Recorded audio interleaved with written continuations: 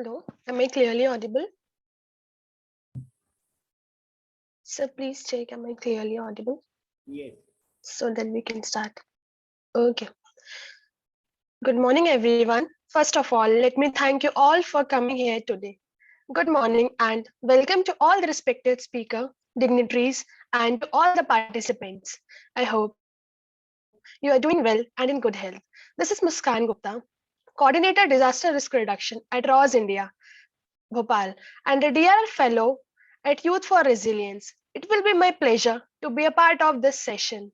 Today, we came together for the 3-day training program on making school resilient and safer, organized by NADM, Ministry of Home Affairs, Government of India, in collaboration with Youth for Resilience. It's a great pleasure for me to introduce our speaker, Mr. Sri Kumar Swami, who is going to take to us about the making school transportation safe. Mr. Sri Kumar is a program head, Transport for Sustainable Cities and Transport, WRI India. Prior to joining WRI India, he gained experience as part of consultancy services for several years. During this period, he worked in collaboration with several local and state government and private agencies in collaboration with several local and state government and private agencies on urban planning and design and architectural project.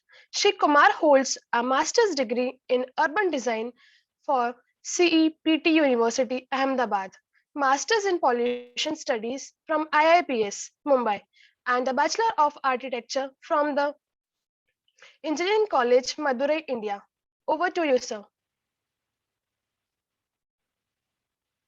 Hi, thanks for the introduction. It's a pleasure to be part of this discussion. Thanks for inviting me here for you on this great topic. I will share my screen. Let's see my screen.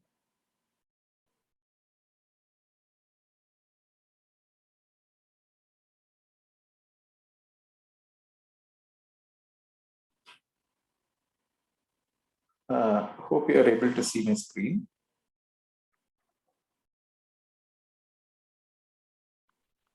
Yes, sir.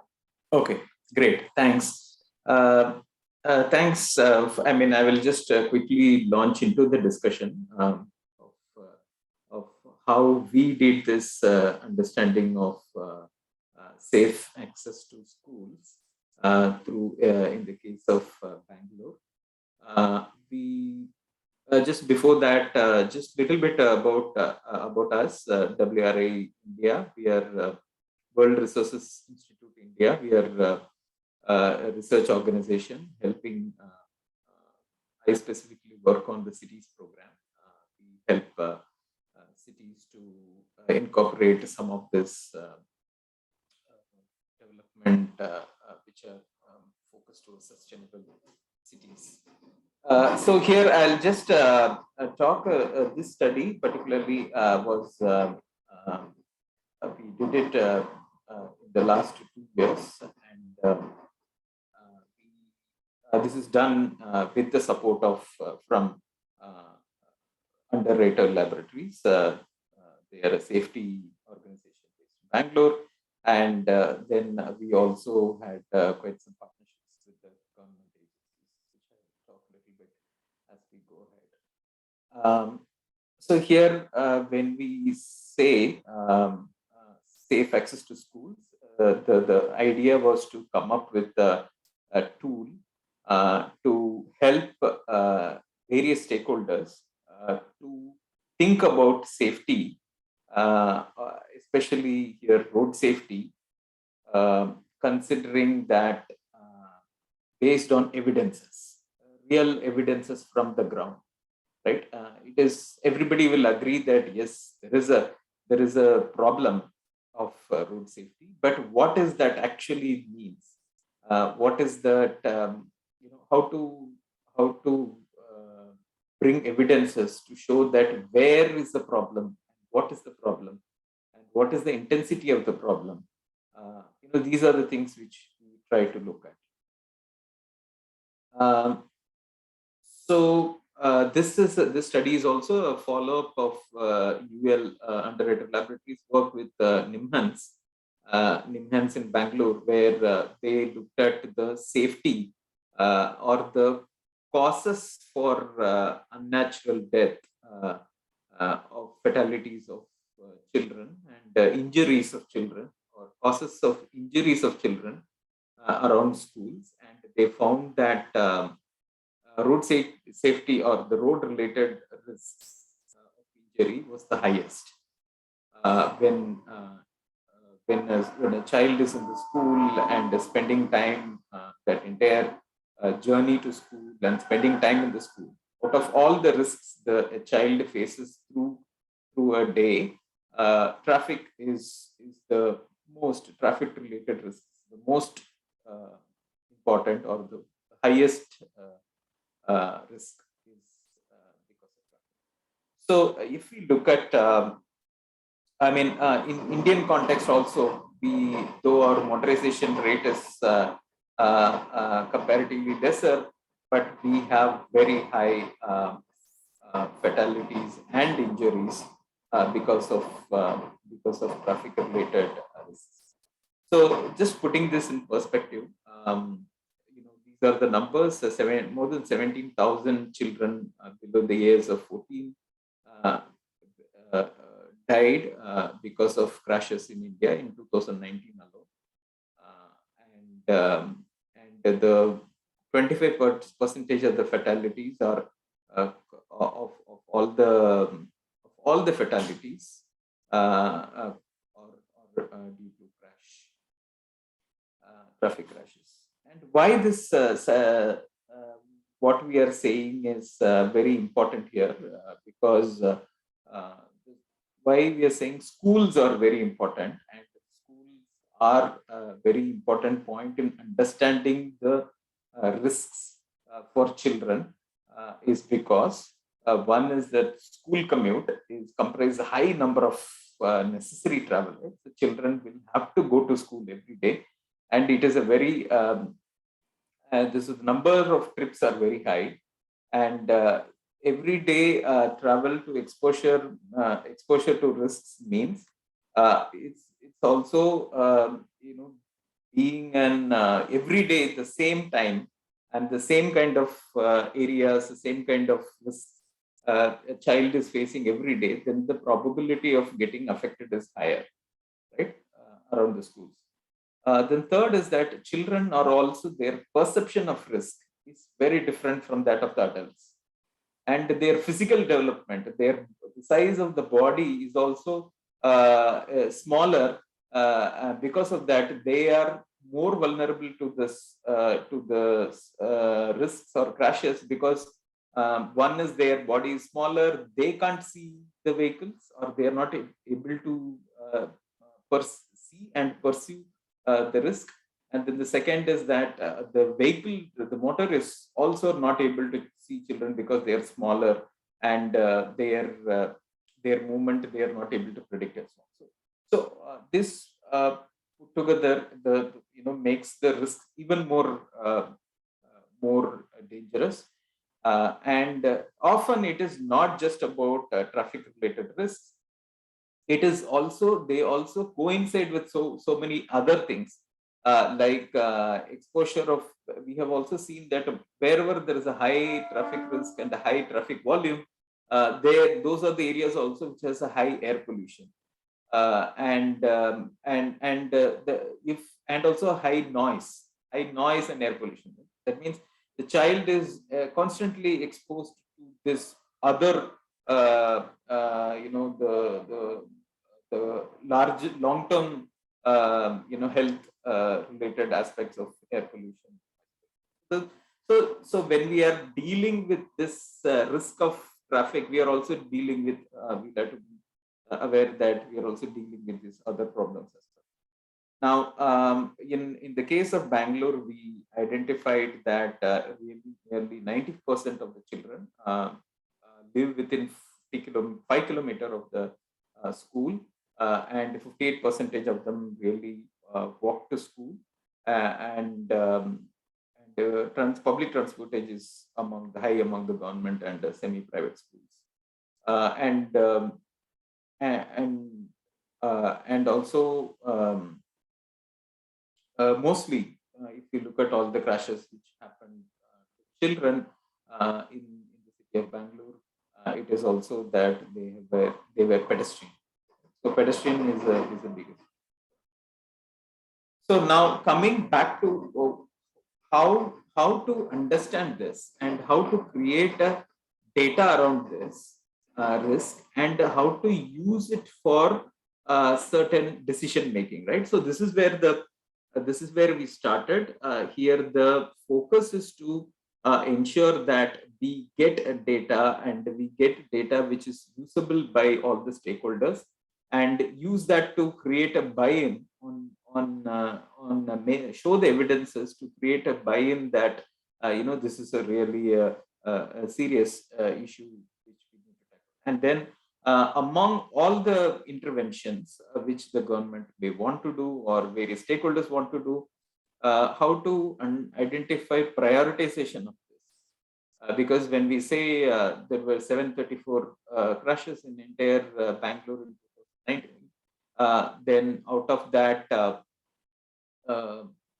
it is the highest. 2019 had the highest number of crashes in the city in all these years.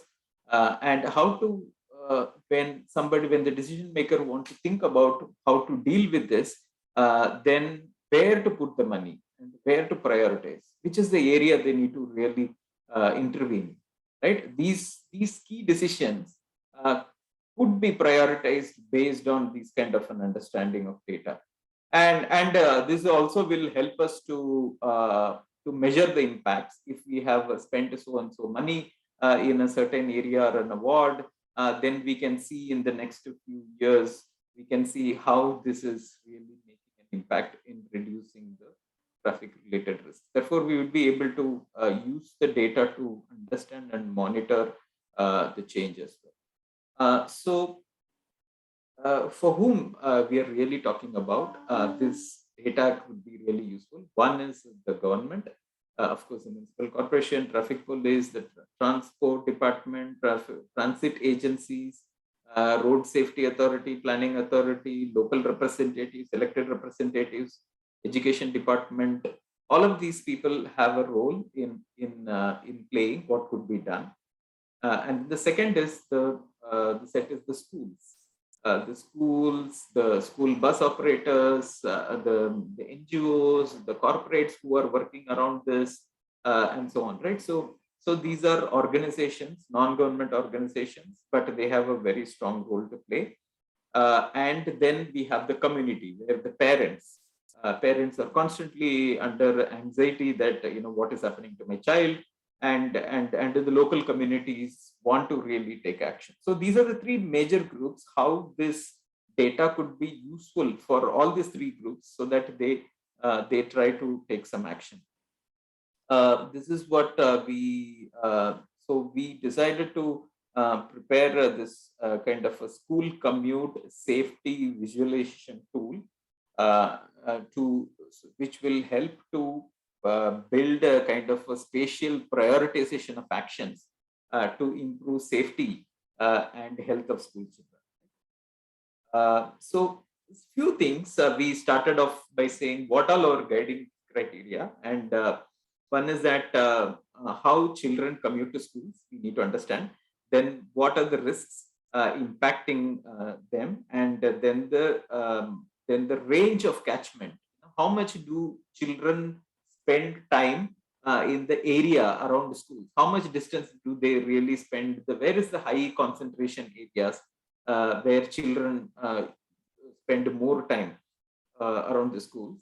Understanding that, for example, they take bus or they take rail or any of the mode, and they go to school, and then the distance from the bus stop till the school is also very important. How they get down from the bus stop and how they walk and go to the school is also very important. And also the roles of stakeholders there. And so overall outcome, what we are looking at is better road safety, cleaner air, more opportunity for children to do physical activities. And, because if these places are more peaceful, the area school zones are more peaceful and offers opportunity for children to play and interact and so on, then their life also, their, what do we call it, the physical and cognitive development also develops much better. And so that is the overall outcome what we are looking at. So how we started is that we went to a few of the schools in Bangalore. We mapped how children walk. We did this exercise of photo voice, where we give the camera to children on their way to school, and ask them to click photographs of each and every object or every situation on a street, which is risky for their in their perspective. So we asked them to kind of we did this exercise for a number of children, and we mapped what are the risks, types of risks they are seeing, and we are able to identify as well. And therefore, we came up with this kind of various types of risks on understanding what is affecting children. For example, some of the main points are like poor pedestrian infrastructure, safety. There's a lot of hazards on the way, but But they are not really clearly protected from it. There is debris, there is garbage on the footpath or in the walking area. That's why children end up walking on the main carriageway, and obstructions on footpaths. There is a lot of exposed electric wires, and again that makes children to walk on the main road, and also the high speed traffic. So then we prioritized, then looked at what are this and how to create data around this. So we identified various list of data sources which are available around this. So including, for example, in detail about road safety, we went into traffic speed, historic crash data, and the proximity to arterial roads where the crashes happen more, and the presence of traffic junctions, the presence of children, and also the bus stops. So these kind of data we brought together. So major justification of why we choose certain data sets is because one is we need to identify the presence of vulnerable children, which were young children, who are because they are because children, if you see medically, there are a lot of evidences around this, that children are not. It's not only their body size is small, they are closer to the ground. Therefore, the impact of the ground is high. And say, for example, dust and other things, their impact is high. And the second is they breathe much faster. So they breathe 2 to 3 times more than the adults, right? So their level of the risk to air pollution is higher, and the increase of crashes, risk of crashes is higher. And then the traffic speed we try to map, because the risk of pedestrian deaths increases with the traffic speed, and the severity is directly proportional to the traffic speed. That is mapped, and also the historical crash data of, as I said, 2019 data we used. And then we looked at the road network, the types of road network, and their importance in connecting to schools. Then transit stations, the nearest bus stops. We identified all the schools in Bangalore, mapped all of them. We identified all the bus stops connecting to them, and also the traffic junctions, the conflict points for children when they walk to school. So in overall, if you see, there is children leave home and go to school, and the school is there is around the school there is a 250-meter radius where a lot of children are walking, the high concentration zone, and the 100-meter radius around the school, which is the entry. I mean, where the immediate around the school, the street connecting to the school most often, and what is happening there. So these two zones, and we need to understand, and what is happening in the transit zone on the other side, around the bus stops, where what is happening. And then we also looked at the crashes. All the crashes happened in 2019 in Bangalore. We mapped it, fatal crashes. We mapped it, and we identified what is the distance around it. The 250-meter distance around it. We looked at it. And so the data sources, which I think I have spoken a lot about this already: schools, traffic, road traffic, crash data, transit, and public spaces. And we created data attributes. These are some of the details of data which we brought together to build this tool. And then we prepared the data visualization, which I'll show a little bit in detail. So it was very interesting to see at this data that what time this major fatal crashes are happening in the streets of Bangalore. It was very interesting to see that there is a 4 o'clock, around 4 o'clock is the peak, is the highest number of crashes of underage victims is happening at 4 o'clock. Of course, the in overall peak is happening at around 8 in the evening, but the peak of crashes for children happens at 4 o'clock. That means that is the time when children are actually getting out of school and going towards their home. So this is very clear that this timing, this peak itself shows that there's a very strong link between the commute to school and the fatal crashes which is happening to children.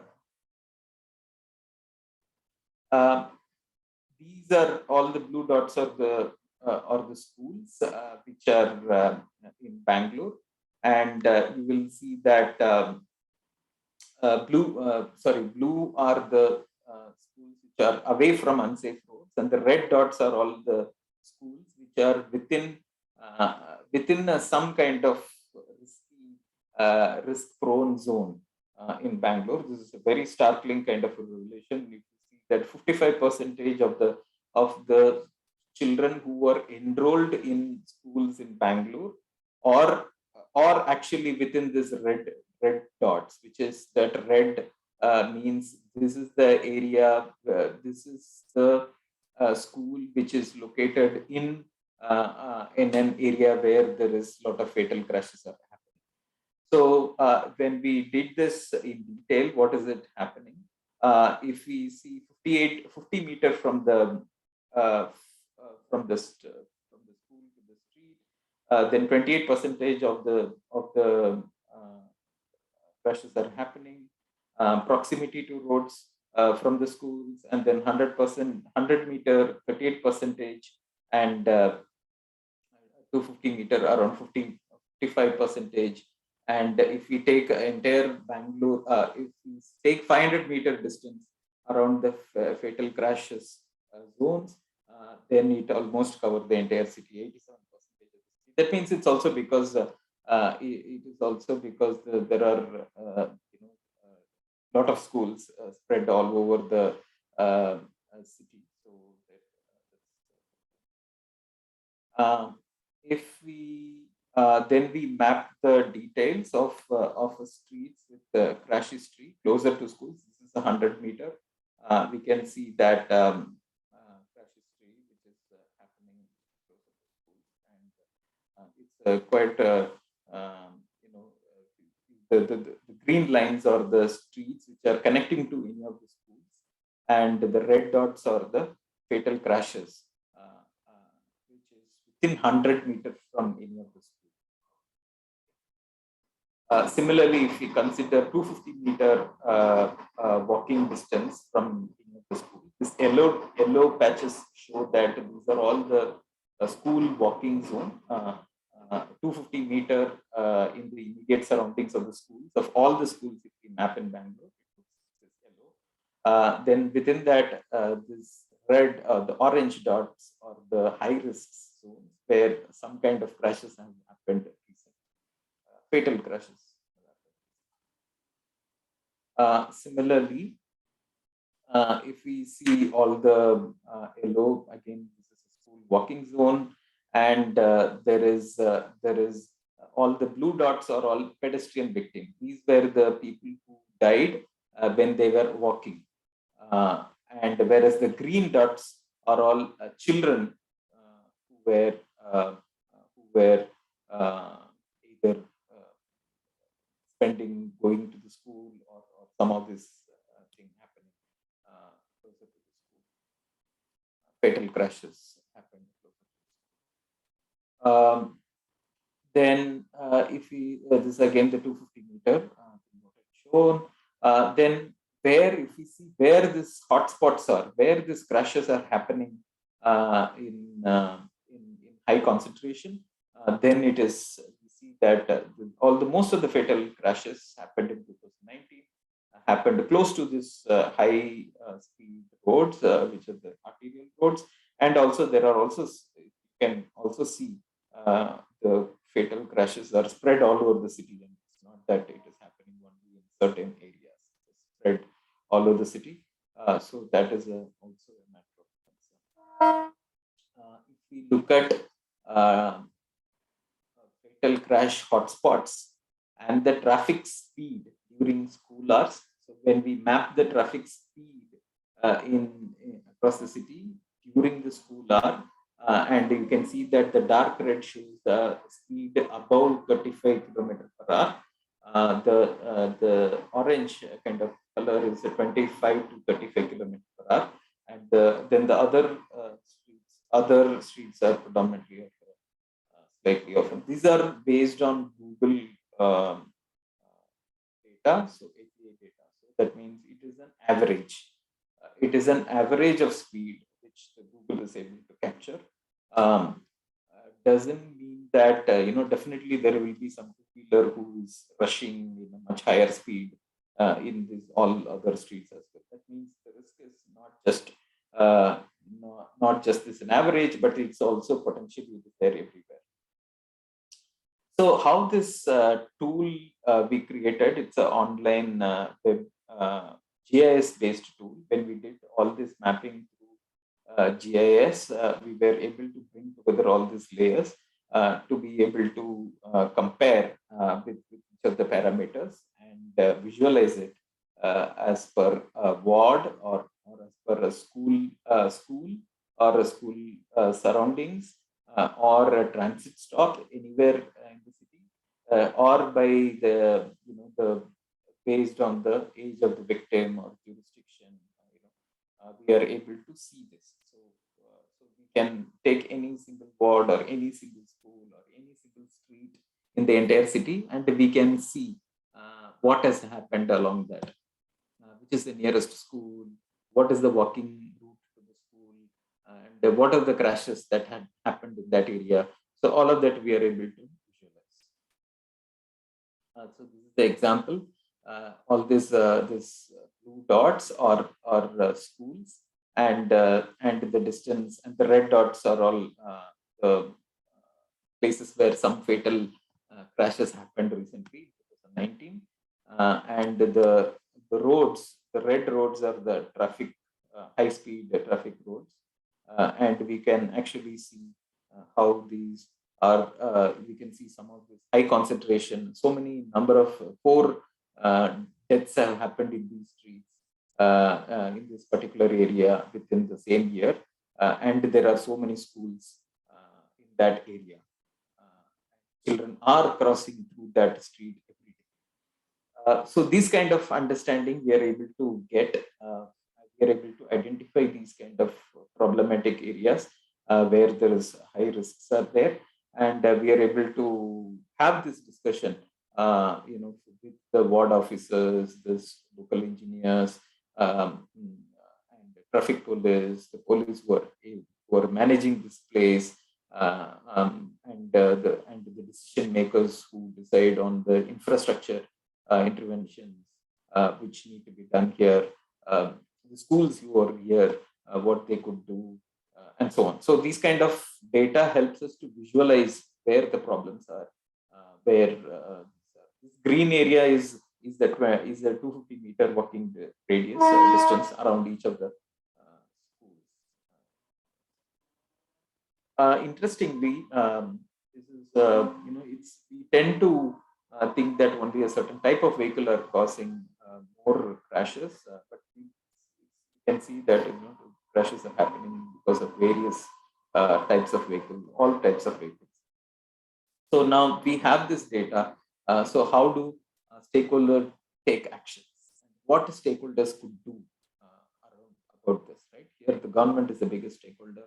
The corporation, traffic police, and all these agencies. So what we can do, we have come up with some other recommendations. One is that identification of defining school zones and identifying the streets which have identify streets where we need to reduce the speed of vehicles and incorporate certain kind of road safety measures. Identify these crash spots and take infrastructure improvements. Maybe school is there, there is a crash spot next to it, or maybe a little further away, but still all those crash-oriented spots need to be intervened, and the infrastructure improvement could be done in a way to enhance safety, especially the pedestrian, because most of the children are walking to school. And there is also another next important is that children are also, a lot of the children are also coming by school bus. Then how the school bus how they do their entire activity every day, that need to be clearly scrutinized. Where do they park? Where do they help the children to? How do they deboard the children? Are the children required to cross the road after deboarding? Is the driver is able to see the children or not while they are crossing? These kind of details of is there anybody to help children to cross the road?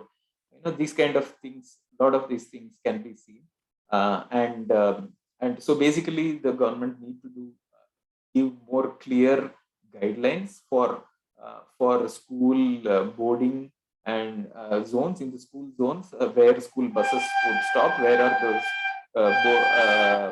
boarding and alighting spaces need to be identified. And then segregation of bus stops clearly in the bus stops also giving priority for school children, how to enhance that.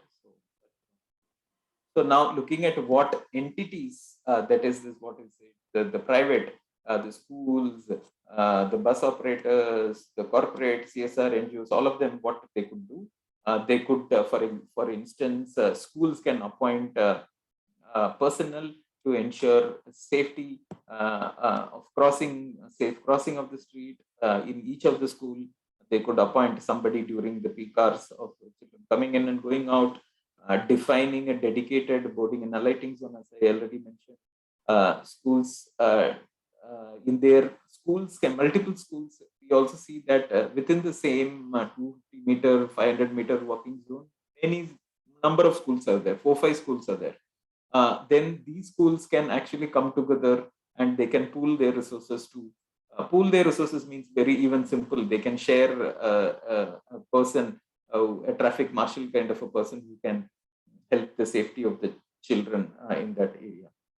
So similarly, road safety training in schools is another very important. And there is also a lot of these NGOs, CSR and corporates are really wanting to work in this area. This is a very sensitive subject, which connects with everyone, right? Everybody has children, and everybody wants a safer life for their future generation, for their children. So everybody has a interest in this, and everybody will want to involve in this. How to create this kind of an opportunity, create interest among the corporates and NGOs to take action in this would be very useful. And similarly, the community and parents they can assess the risk. Now, actually, parents can go and see what is happening around my school of my children, and how do they, on the way to the school, what is happening. They would be able to take an assessment as well. And also, and of course, local area residents have a major role in to make authorities and to take action and play. And also they have a major role in ensuring that some kind of safety measures are taken on the ground. So through this visualization, through this toolkit, we came up with this kind of each of the ward blueprint we prepared in each of the ward, what is happening and what kind of improvement is required. And who are the, we also identified the actions which are take, and we have kind of made it available for the municipal corporation. So basically the tool is provided to the municipal corporation and the traffic police for them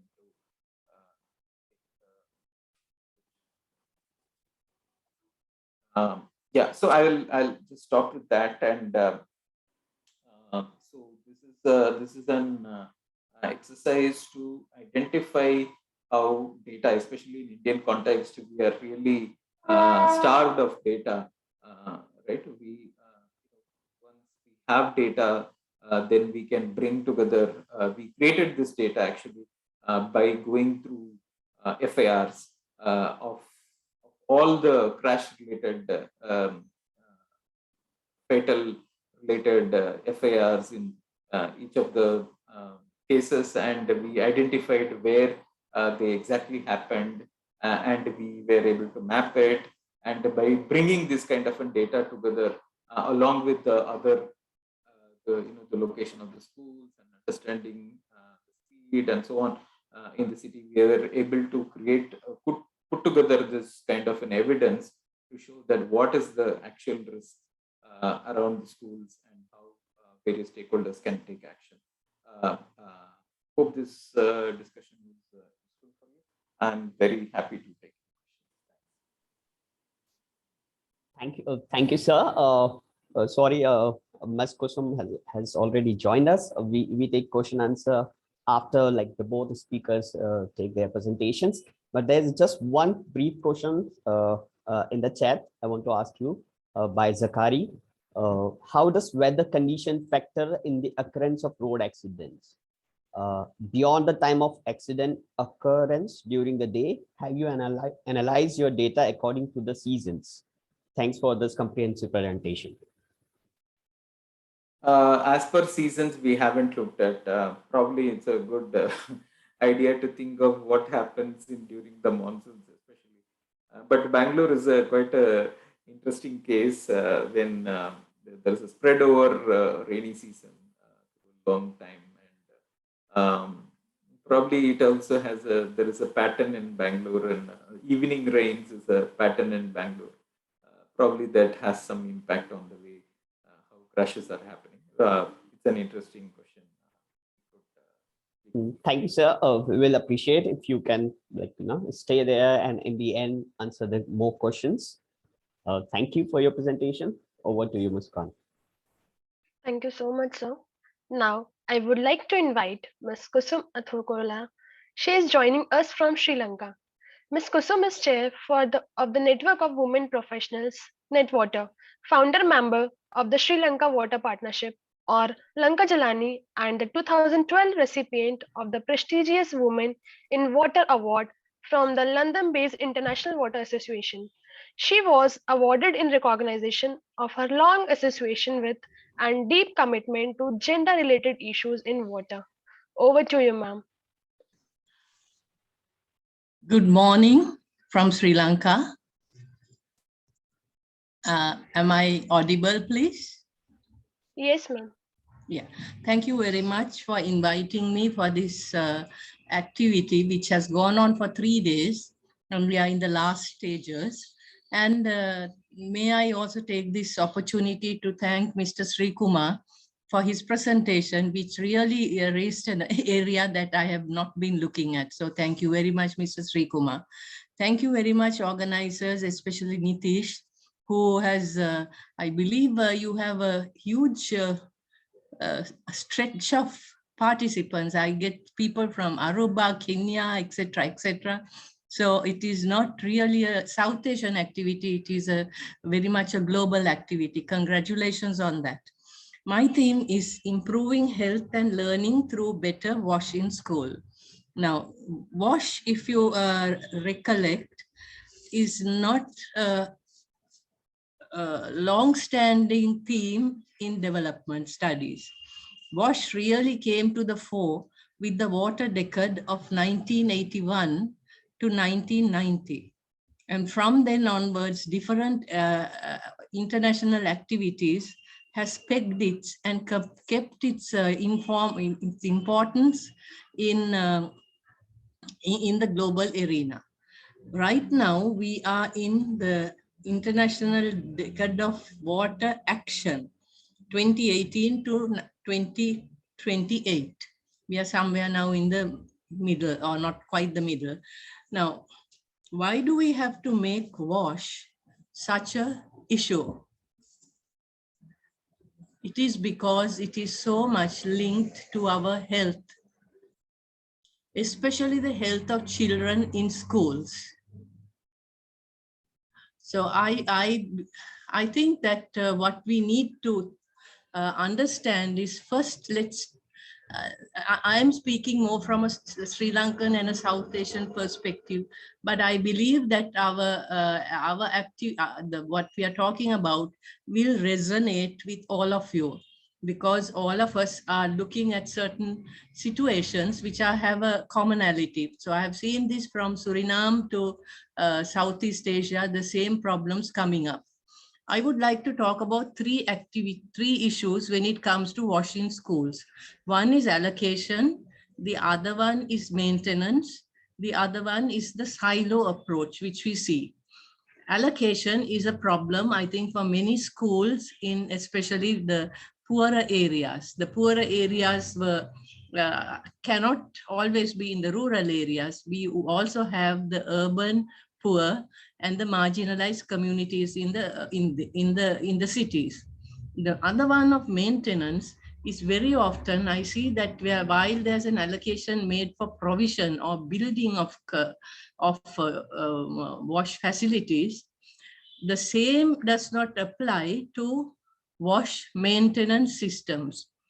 Yeah, I think we did a school sanitation survey of Central Province in Sri Lanka, and we found that only 1% has a maintenance plan in place. So that is a problem, because as much as we invest in sanitation, we do not invest in keeping the systems going, and the maintenance is very often not having an allocation at all. The third one is the silo approach. Now we talk of improving health and learning through better wash. So we are really bringing together not one aspect of the SDGs. We are not only talking about SDG number 6, clean water and sanitation. We are talking about number 4, which is quality education. We are also talking about no poverty, because if you have good education, you can break out of poverty. We are talking about number 3, which is good health and well-being. And of course, it goes on to the sustainable cities and communities. Number 10, reduced inequalities. So my problem with even the SDGs is that very often we tend to say, okay, I am working on gender equality. And, you know, I sort of box myself into that. Whereas we need to have a wide angle approach especially when we are talking about WASH and health and learning. The other one that I would like to link up is, I would also like you to think along with me about the link to gender equity, very specially, and WASH in schools. Because our studies, and I believe your studies, would identify women as being the key players in keeping children in school, taking them to school, keeping them in school, sponsoring their education. Mothers, especially in Sri Lanka, the mothers are key. We have situations where we have street children who get up in the morning and who would wash themselves, wear a uniform and go to school, even though they may come to sleep again on the street. Now, this is the support that has been given, I think, throughout our 70 years to education and women. So that is that I believe is something that, where we have to think about when we break out of the silo approach. The other is the silo approach, which happens even within a school. The schools are concentrating on getting good marks, more people passing, going to university, but do they look at the process through which these school children go without access to toilets, controlling their water intake, damaging their kidneys for life maybe, and being uncomfortable, especially in the case of girl children during MHM? We have found that, very often if you do not have good sanitation, they lose 4 days of schooling every month. And we're in a country where we are trying to ensure female literacy. This will be an issue. Yes, I see your chat that there is no presentation. I'm not making a presentation. I am speaking actually without a presentation. So sorry for that. You don't get any PowerPoint. The other issue that I would like to take again in connection with the silo approach is the need for WASH advocacy. In many schools, it is only when a social auditor, such as the Sri Lanka Water Partnership or Netwater, goes to a school and starts talking about the toilets, that the school administrators, who are very much fixated on their results-oriented curricula, begin to start to think about the problem of school sanitation and school wash. In fact, then they do start thinking and linking it to their own children. In one case, a school principal said, my son doesn't want to go to school when he has a upset stomach. And why? The other children, there is a big gap between in the school toilet door, and the other kids throw stones through that gap. So I think that what we did with our school advocacy helps the administration to personalize this as an issue which also affects their own children. And that is important, because if they feel the need, they would start engaging in advocacy and then go on to maintenance. In South Asia, especially, which has been or still is a high open defecation area. Open defecation could be quite common in many parts of South Asia. It is very common in. Excuse me for a moment, please. Hello.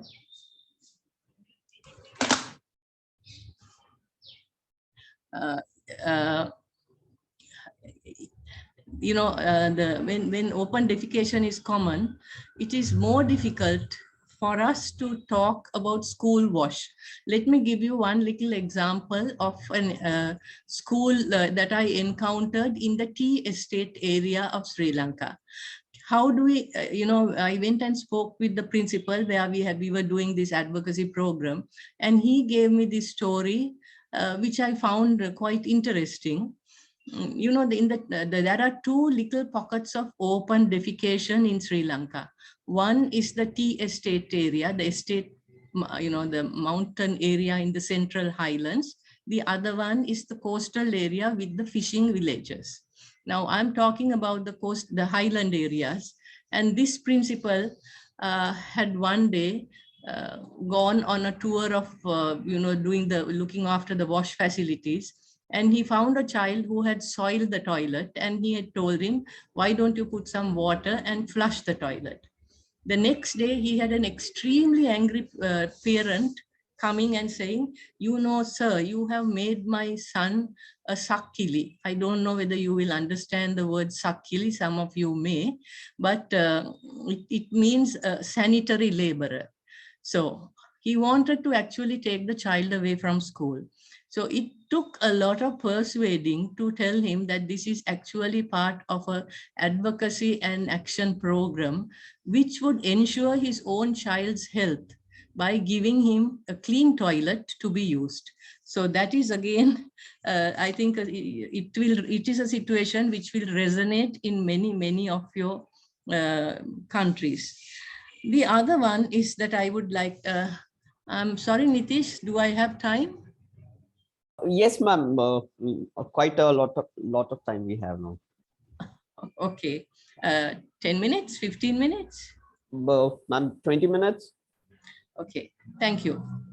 The other one is, I would like probably all of you or many of you would have seen a film called Padman.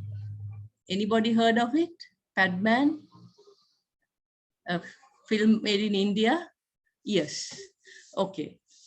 Now, the Padman story resonates because in Sri Lanka too, we have similar situations where we had certain cultural practices which has gone on for a long time. So, well, some of these cultural practices in Sri Lanka are not as extreme as the situation in Padman, where you are supposed to not be within your house or your kitchen if you are having your menstruation. But two issues happen which affect women, girl children's literacy, because once a girl starts menstruation, there's a certain set of ceremonies. Some of these ceremonies can go on for some time in certain communities. So you lose education that way. The second way is that you may find it very uncomfortable to be in a school if you are having your menstruation and you do not have access to a clean toilet with water to flush and also to wash. So these two factors are something that we have taken up, especially from the Sri Lanka Water Partnership and Netwater. And I must tell you, we had some hilarious situations because in one of the first trainings, when it became clear, that it is about menstrual hygiene management, the word for MHM is very close to the word on economics. One is Arthava Swasthata and the other one is Arthika. And quite a few of the men had turned up expecting a lecture on economics, which is Arthika. But when they found that it was Arthava, they all walked off saying, this is not a man's problem, this is a woman's problem. It took quite a lot of time to go into, discussing with them and saying, you all have daughters. You have, you have a vested interest in women's education because of your daughters. So, but I'm happy to say that at the end of it, that entire zone, the education zone that we were working with, were very happy to organize activities on World Menstruation Day, which is May 28th, I believe. If I'm not, I think my memory is right. So one that we need to do is we have to look at schools not only from the perspective of the education and learning, but also children's well-being, and WASH is a critically important part of children's well-being.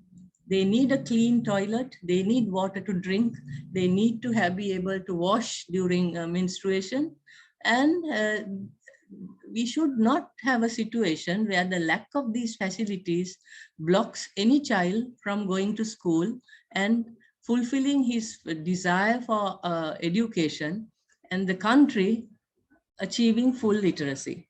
Sri Lanka, as you know, has very high levels of literacy, but I do wish that our school sanitation programs would become a little more, how shall I say, widespread. I believe that a minister said that there was 500 odd schools without any toilets. Can you imagine going to a school without a toilet? Probably if you were a boy, you could probably, go behind a tree, but, many girls can't do that. It's not acceptable culturally. Another thing that we did was look at the toilets which were in existence, but were not being used due to lack of water. And there what we did was we started a program on rainwater harvesting. Rainwater harvesting is to build not the concrete studies, not the concrete structures, but we use these big plastic shell structures and get the water from the roof, and we give this mostly for flushing, cleaning toilets. It is not for drinking water. It is for drinking water, we need to find other sources, because this water can have some degree of contaminant, even though we filter it through we have a filtering mechanism. So with the rainwater harvesting systems, the big problem of cleanliness in the toilet, girls being able to wash whenever it's necessary, has been achieved. So I think that we have done quite a few rainwater harvesting systems, but let me also tell you the problems about it. The problem number one is that rainwater harvesting systems have to be maintained. They need to have their they need to be cleansed before the first rain comes. You have to let the first rain through. You have to make sure that all the trees and branches are not clogging the roof with leaves. So somebody has to do it. It doesn't mean that the rain just comes and flushes through. So when we do this program, we make sure that we have 3 different sets of maintenance programs. First is we go and talk with the community, including the parent-teacher association and the school leaders, the head prefects, saying, if we do this, it's a huge investment. We are not a funded organization. We have to look for funding. And then if that is there, are you willing to take over and do the maintenance? If we feel that they are not happy with it, we don't give them a rainwater harvesting system. And after doing that, we make sure that we, after construction, we give them a very thorough training on how it works and how it is operationalized. After that, we go back in the next rainy season. We have 2 monsoon seasons. So we go back before the next rainy season and say, okay, guys, it is time to do your cleansing, your cutting branches, your cleaning up, so that you will have a proper the tank filling and without any problems. So it is a lot of work on our behalf, and it has been even more difficult during the COVID time, because we are unable to go to the field in many cases, and schools have been closed. Actually, it is only now that the schools are open. We are a little worried still about the infections, but I mean, children have to go to school sometime. So yes, I get this point. We do insist on having female and male toilets. And very often what we have is a female toilet. We try to build it. This is something that we are trying to do. We are trying to build a girl-friendly toilet. A girl-friendly toilet would have a duct where you can dispose of the sanitary pads. It would have it would be larger, giving you a little space for your cleansing. It would have a little wash, a tiny little place to wash, and somewhere to hang your clothes when you need to. Now, building this has been a dream for a long time, but this dream, I believe, will come true, because people have to understand that you cannot have the same cookie cutter toilet design when it comes to the girl-friendly toilet. Yeah. So I'm not sure whether I've sort of reached my time limit. It is 12 o'clock from my time. No, but ma'am, we still have time. No worries. Yeah. I will let me raise this issue then, Nitish, to you, and I raise this at every global event. Why don't we have money for toilets? Now, if you notice, in the recent past, We have had fantastic publicity for the billionaires who spend billions going to outer space for 17 minutes to experience free fall for 17 minutes. Do we have that same amount of funding going into giving sanitary facilities for more people? You know, if you look at the data that we are having, the number of billionaires has simply expanded exponentially during this corona time. So what is the problem? Is it the money, or is it the advocacy is poor? We have not done our job well enough for people to, take note of this? Or is it that the large amount of global events, we have had water for all, we have had water for life, we had water, all these global events which are pinpointing the need for water. This is like, water on a duck's back when it comes to donors. We, more and more, I mean, in my 25 years of working in development, I used to be a university teacher before that, but this last 25 years, we have been trying to highlight issues which are not apparently, I mean, people would say, yes, it's very important, but nothing is happening. So the problem, I think, is not so much the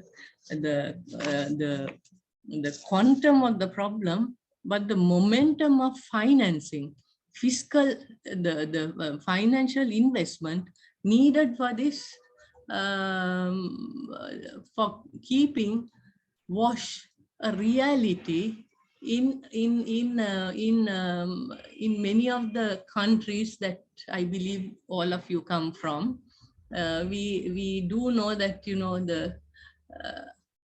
I mean, I'm looking at the chat and seeing where people come from. And I believe that all of you would resonate, my words would resonate with you, because probably all of you would have this problem. And remember that after COVID, we are having more problems related to, especially in the investment in this ground level development issue. As I said earlier, the impact of women, mothers on this issue is really important, because whenever we speak to them, they are the ones who first take up the issue. Yes, my child is not drinking water. Yes, my child doesn't want to take a bottle of water to school. Yes, he doesn't go when he has a bad stomach. Now, that is a problem for women. But what is happening? The small pennies that the women used to earn is becoming even less. As the UN Secretary General Antonio Guterres said, COVID-19 could reverse the limited gain in gender equality and women's rights made over the decades. They are in danger of being rolled back due to the COVID-19 pandemic. When women get less money in hand, there is usually less money going into children's education, including WASH facilities. Very often when we have to do a WASH program and we need labor, it is the women who come forward to do the digging, to do the excavation, to do the cleaning of the ground, because they want their children to go to study in a school with some kind of facilities. So I think that as much as I know that there are very many international organizations working on this issue on WASH, it is only going to kick off when there is a ground level swell of demand, saying, look, my children need a toilet in their school, or telling the principals, please find a way of doing maintenance. Now, I'm sorry, I'm not giving you some pictures. I had a bit of a time constraint on that. But I've gone to schools where on the side they have written Monday grade 9, Tuesday grade 10. The cleansing schedule where children themselves clean the toilets. And I believe this is the most effective, because if you use it, you clean it, otherwise you have a dirty toilet. So I think that every one of us is going to have, in this COVID, it is not even post-COVID, COVID is still happening. We make sure that we look at children's education, not only from the point of view of, online education, but when they go back eventually to schools, we need to make sure that we have programs where we look at the toilet, make sure if it is broken, whether it is the sink is stolen, whether it is, still functional, and make sure that that aspect of their education and their long-term health is being looked after. So I think that I would like to maybe stop on that and hope that all of you went to schools which had very good sanitary facilities, and you didn't have to control the intake, as some of my little friends have said, and that you could drink, and there was some place for the output. Thank you very much. Thank you, Ms. Kusum. It is always wonderful to listen to you, insights from the ground and your vast experience, working in with people. And now we have some times for question and answer. And Mr. Shri is also here. Any one of you want to ask questions to Ms. Kusum, Mr. Shri Kumar, you can raise your hands or you can put your question in the chat box.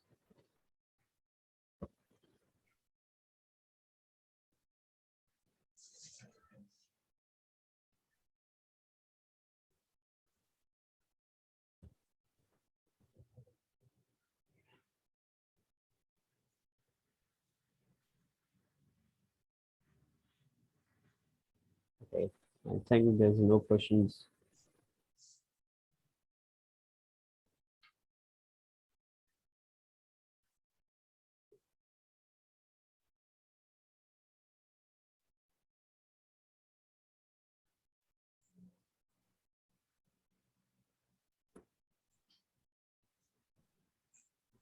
Okay, ma'am, I think your session is like so informative. There's no questions for you and for Mr. Shri Kumar. I think it is also, yeah, okay, there are questions. Naresh Sharma. Hello and good morning. I am Naresh Sharma from Nepal. I want to say something. Can we work together for the sanitary pad friendly school or toilet, public toilet?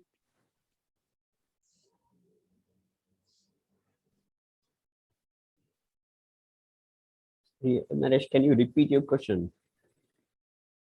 And just mention like to whom you want to ask.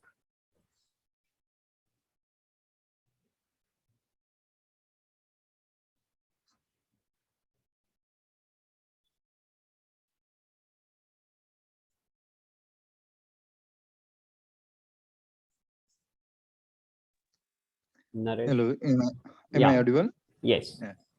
My question is, can you work together for the sanitary pad friendly toilet or school in urban area? Can you drop our another program or another project like that? Ms. Kusum. Yeah, if you're saying that you would ask Nitish to organize an activity on urban sanitation, I think Nitish, that is an idea that you could like to take forward. Okay, so Naresh, this is what you want to ask?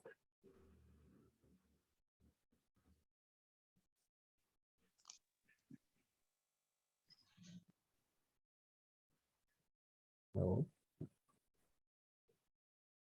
Okay. Thank you, ma'am. I think if will be done only under your guidance. And I think after this program, we can talk more and how we can go further. Nitish, can I ask a question? Oh, sure.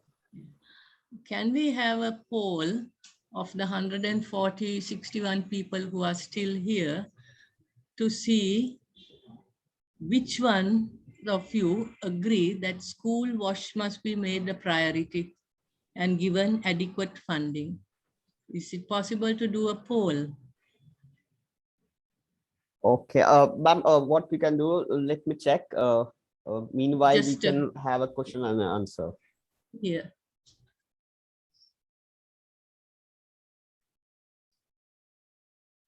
Yeah. Hi, good morning. My name is Dr. Mina Ogbanga. I'm calling from Nigeria. I'm viewing in from Nigeria. I'm particularly proud of all those organizing these programs. Now, primarily 2 questions. Number 1, I would like to collaborate in carrying out a WASH program. Now, we have funding to carry out, but I need to get a proposal today or tomorrow to give to the target partner. And if you're not able to be with us physically, at least you can manage the process technically and support us. So I don't know if either ways, if we can get a, like, it looks to me there's a template for WASH in initiation. For example, there's a template for there are variables to use in saying a school is WASH compliant. But now we want to carry out a statewide WASH program. I don't know who here will be able to support us with a proposal which we can use in supporting and sending to the donor, because I made a case incidentally and it's very interesting. It's such a coincidence that on Friday I did a presentation insisting that WASH must be mandatorily a program to be carried out in all the regions of my in all the states of my region, and they approved the proposal that all the regions should carry out a WASH program. But that was based on what I saw as a layman. But now it looks to me that I'll need to put in place some a proposal to give them properly so that they can be guided.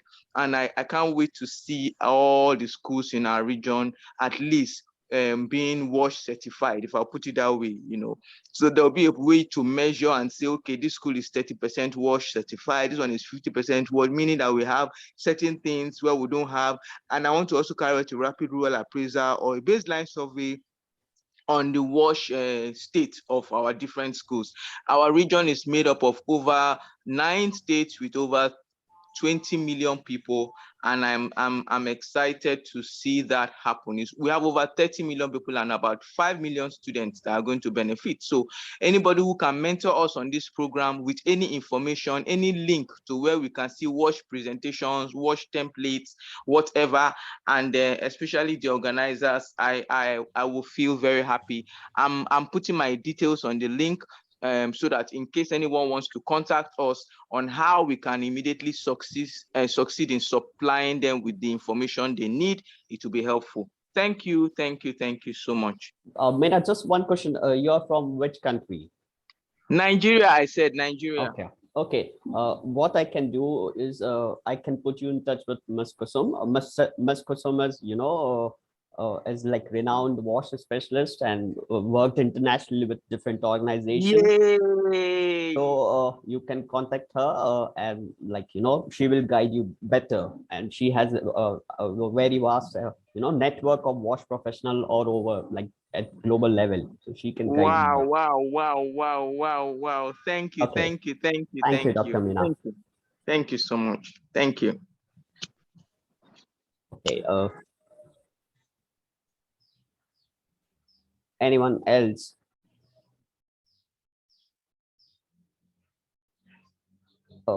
Ms. Kusum, I checked. Right now, I don't have option of conducting poll here. But what I can do is I will put in the our feedback form later, and I will send it to all the participants. Thank you very much.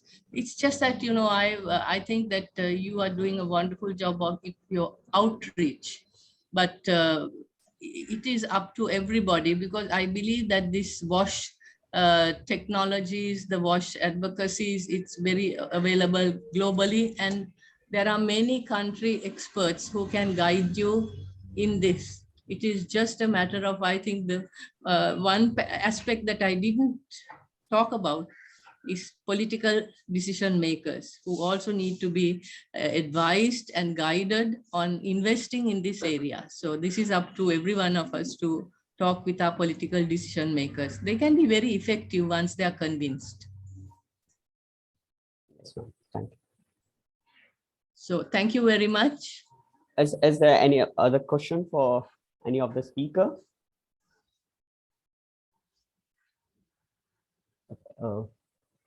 If not, if Mr. Hari from GeoHazard is here, Mr. Hari, are you there?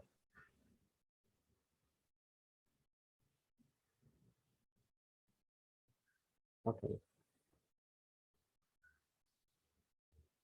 So I think there's no. Okay. We have no other questions. So there are some few announcements I like to do. The first is, of course, the feedback form for the certificate, and the we want to have your feedback from what you like, what you don't like. So I'm putting in the chat box. Please, everyone, give your feedback. Okay, Joseph. Hello, can you hear me? Yes, Joseph. Yeah. The present, I'm Joseph Moy, I'm calling from Malawi. I'm from Malawi Red Cross. I'm a volunteer. There was the presentation had made of a system where children from grades are located to clean the toilets. I feel the problem there is maybe the toilets are not enough. The best would have is a class having their toilets, and they are able to know how to keep it clean. I'm looking at a school where a grade 2 or grade 4 cleans the toilet and is used by somebody in grade 7. They may misuse it, and this boy, because he's in a lower class, he will not be able to discipline or to caution somebody from his senior. But if the toilets were shared according to classes, they are equal peer. They are able to discipline each other. They are able to do awareness because of the peer age. That was just my comment. Thank you. Okay, thank you. Emmanuel. Okay, thank you very much, and a very good presentation by all the presenters. I want to use this medium to really appreciate you for this great initiative and idea. My name is Emmanuel, and I happen to be in the National Disaster Response Team in the Nigerian Red Cross. So I wasn't much available because I'm on the front line, covering and doing some wonderful job. So it's been taking series of my time, talking about reporting and other things, and watching back of the emergency first aid team and others, spontaneous team on the front line. So it's been very tricky. So I want to use this medium to especially appeal if we can have a sorted of the presentation soft copies in our emails as much as possible, as other materials that can be rewarding and be useful for this training. And I still want to charge you. It's better we still have some of this training in the coming few weeks or months. I know it's great resources putting people together to deliver all this, but it's really worthy. It's good because we should be able to do things for people, especially the vulnerable one. So what I have been practicing and be very much impressed with, like my sister just said, the decision maker and the politicians. Yes, they have a huge role to play because there are a series of allocations. So we need to find a way of getting closer to them and letting them know the need for what we are doing. It's for the community, it's for the children, and it's also what is being recognized by the United Nations. So thank you very much and bravo to you. Thank you, Emmanuel. That's what I wanted. Okay, there's Eamon Newton. Okay, hello everyone. My question is related with our age group. 15 to 29. So in this age group, we are seeing many of us are committed suicide. Even though IIT Harvard, Hyderabad, we see a lot of people are committed suicide. Is there any special reason to save this type of student or topper student or this type of suicide case? If I give you some statistics, then in a 1 hour, 28 people are committed taking suicide. Is there any special problem in there? Can we make more safer for our friend? Because when we go into our classroom, we see we left our friend because of something. So is there any special security purpose or stakeholder but take any initiative for us that make sure our future will be more safer? None of student can commit suicide. Even Natish, you may know we have one movie like 3 Idiots, if I'm not wrong. So is there any special suggestion for us, even the stakeholder, that make reduce the suicide committed by this age group? Thank you. Any of us can answer this question. Any of us in the group who has expertise in psychosocial care and psychological support, just raise your hand and you can answer to Amen. Okay, yes, ma'am.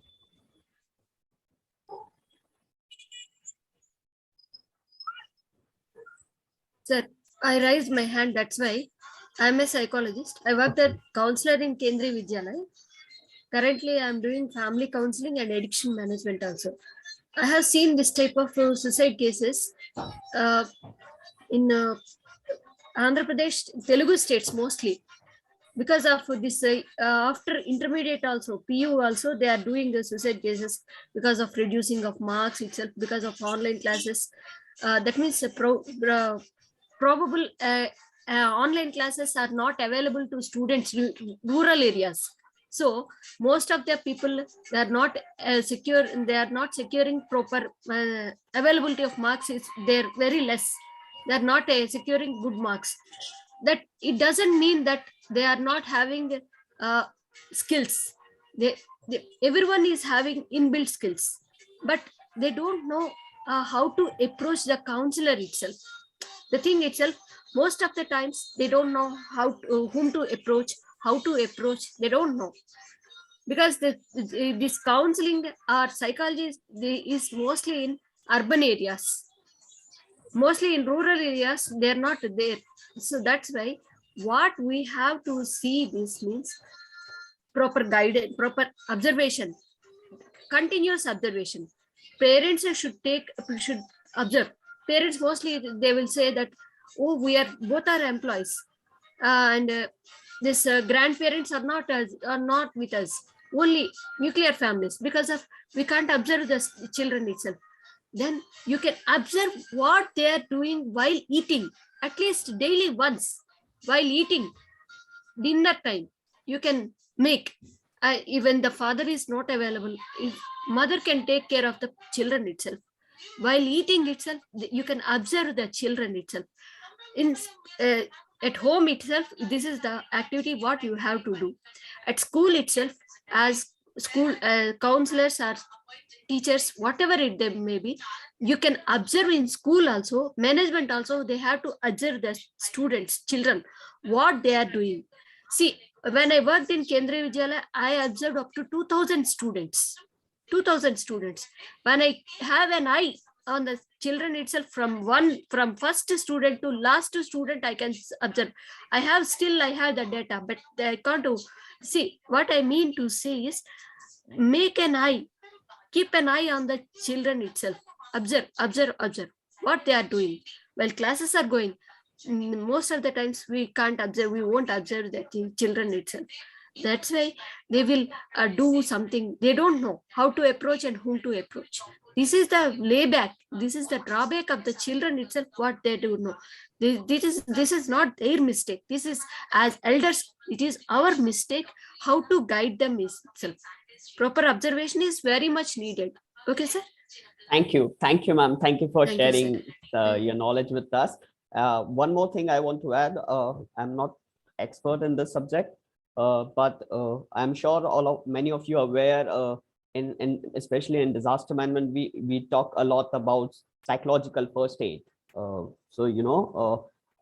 there are lots of online courses available to do, and it's a very basic courses, and you can do it online by your own, and that way you will not become an expert to support, but you always help them to people who you notice things, and you can support them.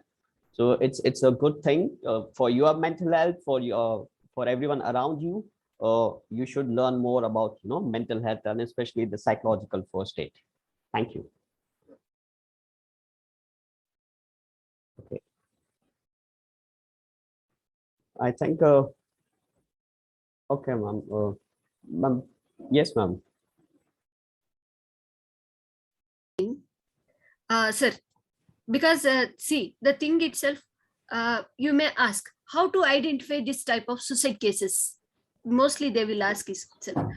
But the first thing is you can identify this type of cases. See, most of the times what we will do means, when we want to do anything, you said that online classes, you can take that online courses, you can avail that courses itself, online courses, where IIT KGP, GATE, this all are offering. National Digital Library, they are also offering lot of courses itself. But rural people, they don't know, most of them, because the thing itself, even in their hand itself, they are doing things itself. When they avail the opportunity of daily GB itself, daily internet itself, they are doing something which is non-ethical, which is not ethical.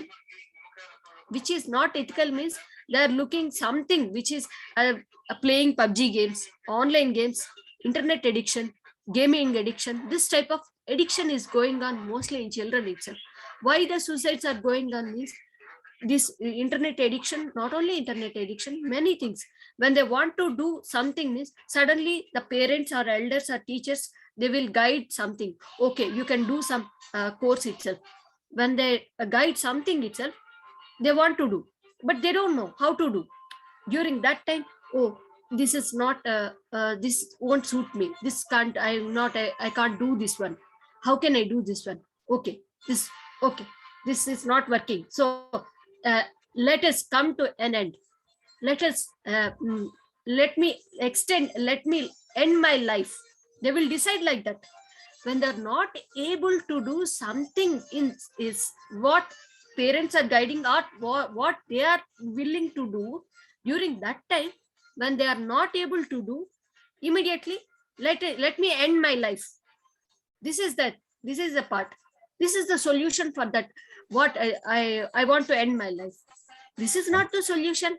This Thank is not you. the solution. Thank you, this ma'am. is Thank you. this is not the solution to end the life, end a student of the life, and an individual life. But the thing itself, they're not thinking in other ways. That's why think positive, but don't get positive. Okay. Thank Think you, ma'am. positive. Thank you. Thank Yeah, you. think positive, think perspective. Okay. Thank Okay. you. We will take just last question, Sufyan.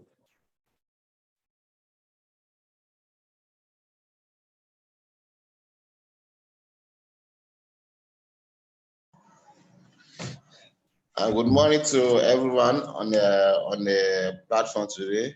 My contribution to the topic of discussion is that I'm calling from Nigeria. I'm a participant from Nigeria per se, Kwara State. Just as other colleagues have said, it is what do you call it? In the rural community, the WASH program might not take much effect, because even in the most of the public schools, there are not toilet facilities for the pupils and the students to make use of. And where there are even the toilet facilities, there is not enough water for the pupils to wash those toilets, to be clean, and to make proper use of it. In view of that, the WASH initiative should be extended to most part of the rural community, and also should be a global campaign to every school in order to mitigate the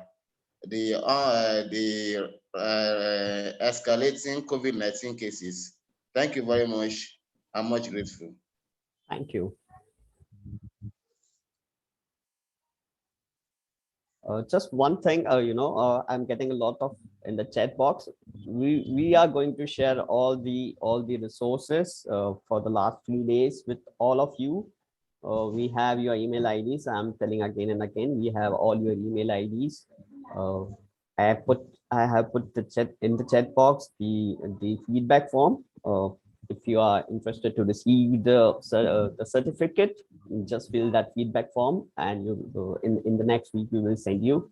And now we come to the end. I don't think there's any other thing we need to add.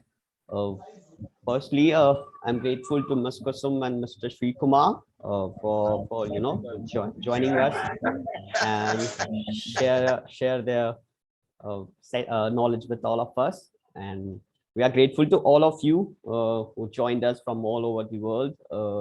I know I was getting a lot of messages, like people from joining from South America to eastern part of Africa to the East Asia part. So it's really wonderful to see all of you joining, even though the time differences. Some of you are waking up early in the morning from 5:30 a.m. So some of you joining us from late in the night at 11:30 p.m. So it's really wonderful, all of you, to have all of you, and we look forward to have a more interactive session with all of you again and again. And we are grateful to our supporter, National Institute of Disaster Management, and their team who supported us to host this program. And thank you all of you. If you are interested, you just open your camera and we will take one screenshot. Otherwise, this is the end of the 3 days training program. Thank you.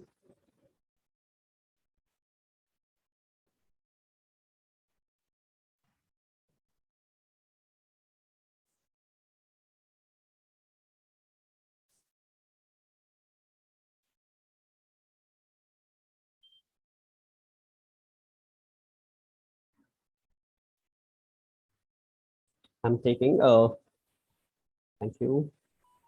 Oh, it's wonderful to see all of you, joining us from different places. And we should ask a lot of time to open your cameras so we can see all of you. And we will share this group photos with you as well. Thank you very much. Okay, got it.